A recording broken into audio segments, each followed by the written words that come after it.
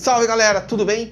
Hoje nós vamos falar sobre a estreia do Grêmio na Série B, a partida segura que o Grêmio teve contra a Ponte Preta, um empate frustrante, as impressões do Roger e a análise do Entre Linhas, tudo que a gente pôde apurar a respeito do jogo lá em Campinas, um empate em 0 a 0 com a Ponte. Vem comigo, vamos conversar depois da vinheta.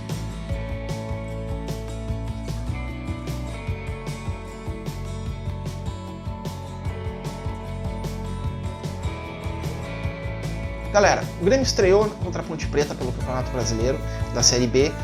Teve uma partida até bastante segura, mas o resultado foi bastante frustrante. Todo mundo estava imaginando talvez uma vitória em função da própria situação da Ponte Preta, rebaixada no Campeonato Paulista, talvez um dos times que vai brigar contra o rebaixamento para a Série C no Campeonato da Segunda Divisão desse ano. Então a expectativa era evidentemente de uma vitória. Mas o Grêmio apresentou, apesar da falta do resultado, apresentou uma partida segura. Só não ganhou, de fato, porque perdeu muita chance de gol, né? Mas eu sei que quem não vai perder chance nenhuma é tu. Tu que não vai perder a chance de seguir o nosso canal, te inscreve no nosso canal, ativa o sininho para não perder, obviamente, os conteúdos que a gente está trazendo aqui para vocês. Sempre trazendo conteúdo com novidades e informações e análises táticas da partida, como esse de hoje que nós vamos começar agora. Passando para a análise do jogo propriamente dita, a gente tem que dizer uma coisa. Ficou muito claro que o Grêmio foi dominador das ações da partida, né? Não só pelos números, por tudo que a gente viu. O Grêmio dominou o jogo. O Grêmio correu poucos riscos. O Grêmio produziu muito, criou bastante oportunidades, mas não conseguiu converter essas oportunidades em gols, né? Inclusive teve pênalti perdido pelo Lucas Silva, que...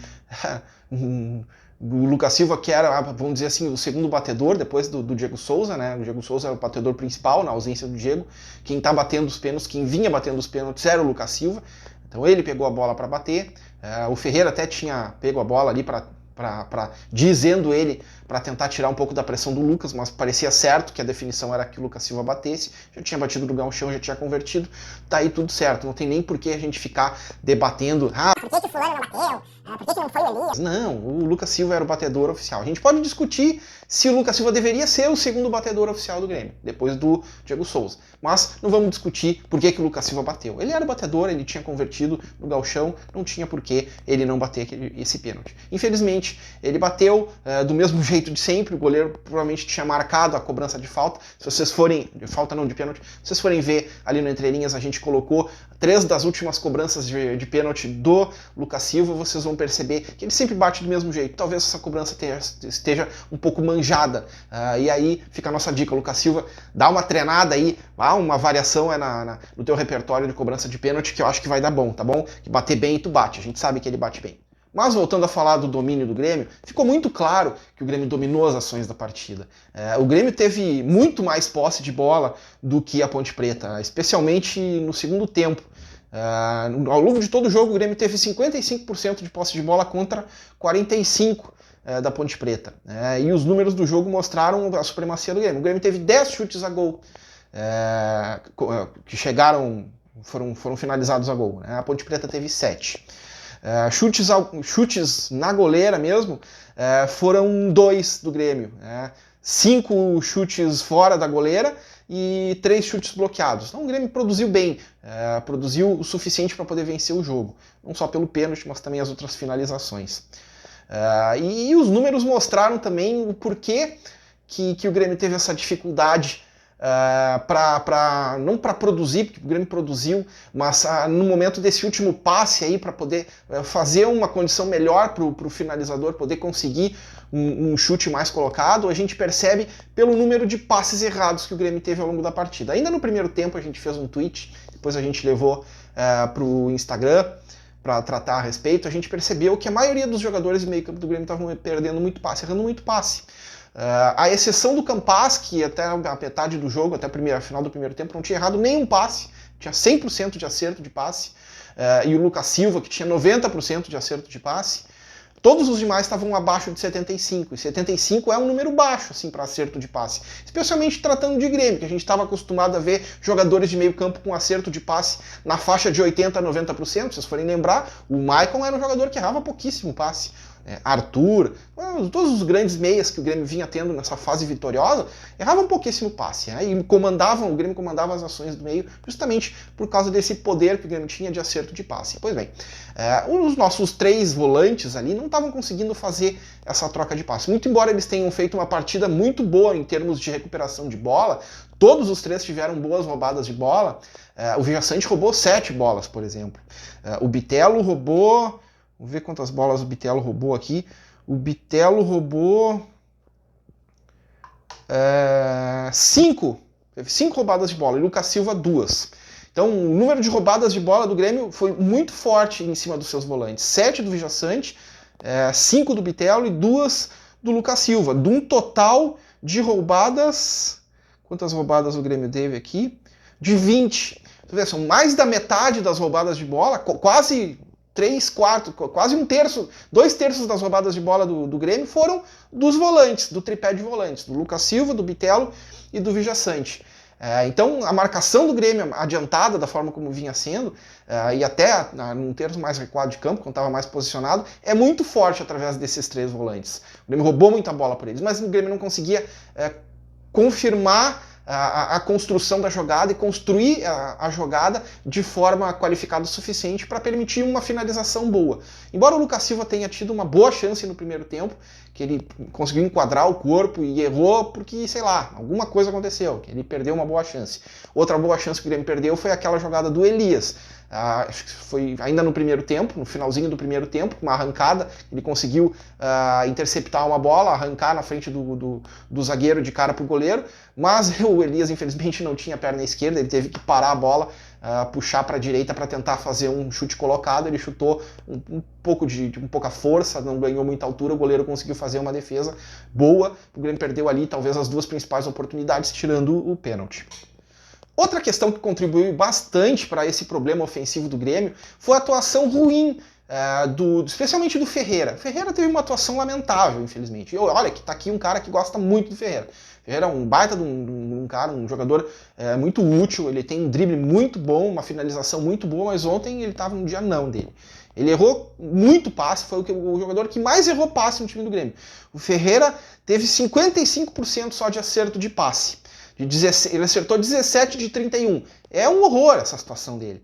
E ele perdeu a posse de bola 25 vezes. Foi o campeão de perda de posse de bola do time do Grêmio ao longo de toda a partida. Nos dribles ele até tentou pouco, mas as 5 vezes que ele tentou, 3 entraram. E ele tocou 56 vezes na bola. Não foi muito, mas também... Não foi pouco, mas também não foi muito. Podia ter tocado mais. Então a participação do Ferreira ficou bem aquém daquilo que a gente está acostumado a ver ele de fazer, especialmente no final do Campeonato Brasileiro do ano passado. No Gauchão esse ano ele até não estava tão bem, tá? Em função da lesão. Mas enfim, a gente está acostumado a ver o Ferreira jogando muito mais do que isso. E ontem ele jogou muito pouco, quase nada. Isso contribui bastante para esse problema ofensivo do Grêmio.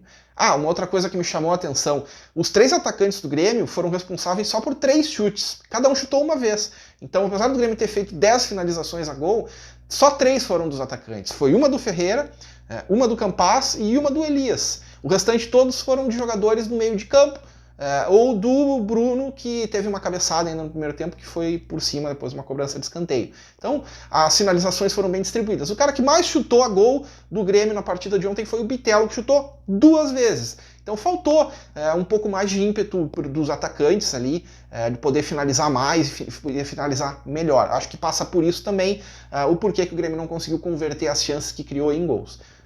Além de melhorar a pontaria, que eu acho que tenho certeza que o Roger prestou atenção nisso e vai poder trabalhar com mais força essa questão aí ao longo dos treinos do Grêmio. E uma última questão que a gente vem percebendo a respeito do Grêmio, e isso ficou bastante nítido no jogo de ontem, é a questão da mecânica nos movimentos ofensivos do time do Grêmio, especialmente quando o Diego Souza não está disponível. O time do Grêmio já vem há algum tempo trabalhando e jogando com um centroavante menos móvel, o famoso jogador de referência, o centroavante de referência que é o Diego Souza, fazedor de gols, seja lá o nome que vocês queiram dar. Faz algum tempo já que o Grêmio encontrou no Diego Souza o seu fazedor de gols. E sendo um cara mais de referência, de menor mobilidade, o Grêmio se acostumou muito a jogar com um jogador desse tipo. E o Elias não é um jogador dessa característica. O Elias é um jogador que costuma pegar essa bola em mais profundidade. E o Elias ele demonstra certa dificuldade ainda para receber essa bola, da forma como recebe essa bola e como trabalhar com os companheiros, embora ele tenha evoluído bastante nisso. Mas enfim, isso depois a gente vai tratar com as palavras específicas que o Roger comentou na entrevista. Mas o que eu queria dizer é o seguinte: a movimentação ofensiva do time do Grêmio ainda se ressente de algum ajuste fino. Os atacantes eles não estão sabendo se encontrar em campo. E isso ficou muito nítido pelo apagão ou pelo sumiço do Campaz ao longo da partida. O Campaz, além do Elias, o Campaz foram os dois jogadores. O Elias e o Campaz foram os dois jogadores que menos tiveram toques na bola, o que menos participaram da partida. O Campaz participou 44 vezes da partida, tocou na bola 44 vezes, o Elias 21. Então, além da bola ter uma certa dificuldade de chegar no Elias, o Campaz também ficou meio apagado nesse jogo em específico. O Campaz participou pouco dos movimentos ofensivos e quando participou levou perigo, teve aquela finalização de fora da área que o goleiro defendeu e o Bitelo depois perdeu a oportunidade num rebote. Enfim, o Campaz ele ficou meio sumido desse processo ofensivo, ele não conseguiu construir jogadas como ele construiu, por exemplo, naquele jogo contra o Ipiranga, que o Grêmio botou 2 bolas na trave, as 2 pelo Campaz, né? Sempre perto do gol, tentando finalizar. Dessa vez o Campaz não conseguiu produzir da mesma forma. Dessa forma, o Grêmio tem essa dificuldade ainda, uma coisa que certamente o Roger precisa trabalhar, é esse ajuste na movimentação ofensiva que o Grêmio precisa coordenar. Né? Os atacantes, quando pegar a bola, tem que buscar, tem que saber mais ou menos como é que o companheiro gosta de receber a bola, ou alguma combinação de jogada, um entendimento mais fino assim, dos jogadores de ataque. Ainda assim, o Grêmio ainda se ressente disso. E evidentemente que com o retorno do Diego Souza, né, que é o jogador que a gente tem o mais próximo assim, de um fazedor de gols, que é o nosso artilheiro, já faz 3 temporadas, né? Inclusive foi escolhido um dos artilheiros, se sagrou um dos artilheiros do Brasil em temporadas anteriores. Com o retorno do Diego Souza, eu acredito que a gente vai suplantar um pouco essa questão do problema da mecânica e da falta de gols, porque ele é um cara que perde poucos gols, né? Geralmente ele guarda. O Elias ele tem essa dificuldade. Mas isso não é nenhuma crítica ao Elias, né? Eu quero deixar bem claro que sempre que a gente fala de jogadores da base e a formação do jogador da base, a gente fala, fulano perdeu o gol, fulaninho perdeu o gol, fulaninho não foi muito bem, e sempre tem alguém que vem sempre tem alguém para ficar incomodando porque a gente está fazendo alguma crítica pontual e às vezes até tentando construir alguma melhora, né? Se por acaso o seu Elias estiver vendo o nosso vídeo, não é uma crítica à sua capacidade de finalização, e sim uma observação para que, quem sabe, alguém possa pegar essa observação e transformar isso numa melhora, né? Para o Grêmio e para o jogador. Sobre isso, até o Roger comentou na entrevista coletiva dele aquilo que o Elias tem de bom e aquilo que o Elias tem a evoluir. Eu anotei aqui algumas frases, então eu vou falar com vocês e a gente vai comentando. Destaco então as palavras do Roger, abre aspas: o Elias é um especialista de lado que está se especializando muito bem nessa função de centroavante. Então, o Roger detectou que o Elias é um especialista, um jogador especialista do lado do campo que está se especializando em uma nova função que é a de centroavante. Essa é uma das análises, uma das observações feitas pelo Roger na entrevista coletiva. Depois ele comenta: algumas questões ele precisa ser trabalhado, como o seu pivô, que já melhorou bastante. Isso é uma das questões que a gente estava colocando. O Elias não é o centroavante que se coloca mais como uma referência, fazer o jogo apoiado. Ele é um jogador que prefere receber a bola em movimentação e de frente. Então, o trabalho que o Roger vem fazendo com o Elias aparentemente já demonstrou alguma evolução nesse sentido. E tanto que o Roger ressaltou isso na entrevista coletiva. E depois o Roger ainda comenta: quando a bola é profundidade do corredor central, quando ele e a bola estão no mesmo corredor, ou seja, quando o Elias está posicionado de costas para a goleira, de frente para o próprio time, para o próprio campo, e a bola vem no mesmo corredor em que ele se encontra, de frente para ele, aí o Roger coloca: essa alternativa entre ser o pivô e dar suporte e fazer um apoio ou sair em fuga para as costas dos laterais, ele precisa evoluir. Ou seja, é o momento em que o Elias está de costas para a goleira, vai receber uma bola, o momento em que ele vai optar entre receber essa bola e fazer um jogo apoiado ou girar para receber a bola na frente. esse momento dessa escolha do Elias e a percepção do jogo, o que está acontecendo, para ele tomar a melhor decisão e até os próprios companheiros tentar entender qual vai ser a movimentação que o Elias vai tomar para receber de frente ou receber para um jogo apoiado. Isso é uma questão que o Roger detectou e está tentando trabalhar com o Elias para que ele possa evoluir nesse sentido. E aí o Roger aproveita para dar uma levantada na moral de alguns jogadores do grupo que fazem isso muito bem. O Roger mencionou o Ricardinho, que faz muito bem essa variável, e o próprio Kevin Quejada, que era um jogador que a gente tinha, assim como uma avaliação pelas partidas que a gente viu pelo Grêmio na Copa São Paulo que ele participou, ele tinha um jogador muito limitado, mas parece que agora, subindo para o profissional, o Roger encontrou ali uma alternativa que talvez venha a ser utilizado ao longo da Série B. Não sei, a minha avaliação do Kevin na Copa São Paulo foi uma, eu espero que o Roger esteja vendo alguma coisa, de repente o jogador evoluiu de fato, mas enfim. O Roger fez uma avaliação positiva desses dois jogadores, do Ricardinho, também falou muito bem do Diego Souza, que é um mestre em fazer esse tipo de jogada, chamou bastante atenção. E aí o Roger finaliza a entrevista da parte dele comentando uma conversa dele com o próprio Elias a respeito desse aprendizado, desse processo de aprendizado dele como jogador, de que o Elias precisava observar de fato como esses outros colegas, né, como o Kevin, como o Diego e como o Ricardinho fazem nessa movimentação, para que ele pudesse absorver esse conhecimento, pudesse aprender o métier dele da função de 9 e poder evoluir como camisa 9. E aí o Roger também finaliza com uma frase que eu achei sensacional, né?